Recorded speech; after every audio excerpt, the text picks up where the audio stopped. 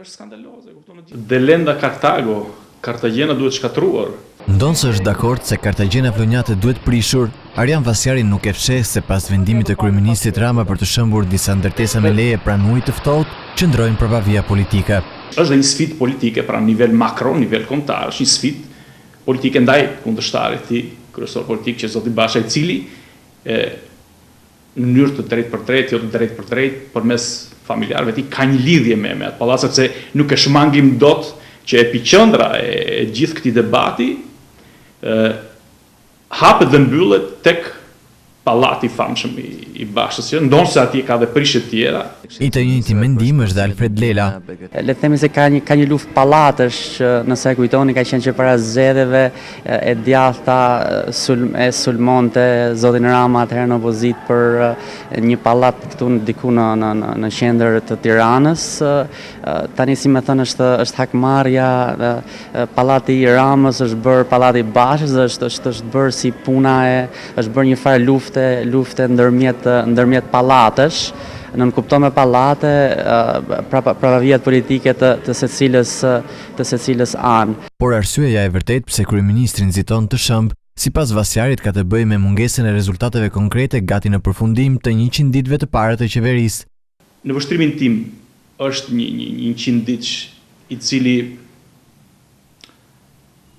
gati nuk është as performancë pozitive jo, por as performancë negative. Gati nuk ka performancë.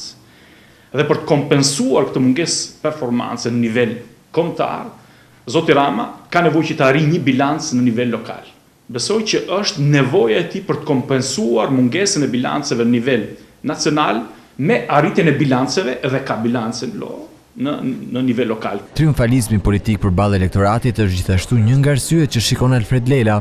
Duhet të shohim te kjo përpjekje e zotit Rama edhe atë dëshirën për triumfalizëm politik, e ka marrë me 23 qershor dhe do ta shtyj edhe më tej në kohë, duke i thënë në një farë mënyrë votuesit të tij, votuesve të tij që po i mbaj premtimet e 23 qershorit për rilindjen, për reformat e mëdha, dhe populli në fakt bie prej këtyre, si më thënë, i ka shef këto simbolikat me shembje, me pluhur, me zhurmë të madhe.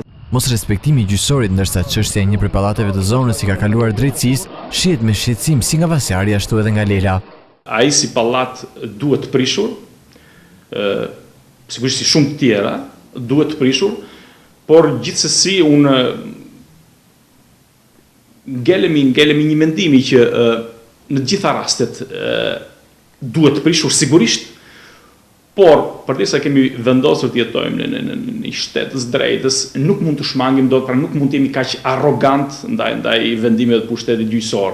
Unë mendoj se do të ishte shumë racional zoti Rama të priste, të shprehë dhe gjykata dhe pastaj të vijonte me operacione prishjes. Rrezikun më të madh sipas meje ka tek të marrit përsipër të atributeve që ekzekutivit nuk i takojnë, duke ditur se çështja në fjalë është në përshkyrtim në gjykatën administrative. Kjo është më e rrezikshme, por siç e thash, Rama është në kërkim të një simbolike politike. Të dy analistët mendojnë se shpronësimi i ndërtesave në bregun e Vlorës do të ketë kosto politike për kryeministrin. Sipas tyre, Rama nuk do ta kishte marrë një vendim të tillë nëse do të ishin pranë zgjedhjeve, ndërsa shtojnë se jehona e këmbanave të alarmit për kryebashkiakun Gjika po shtohet.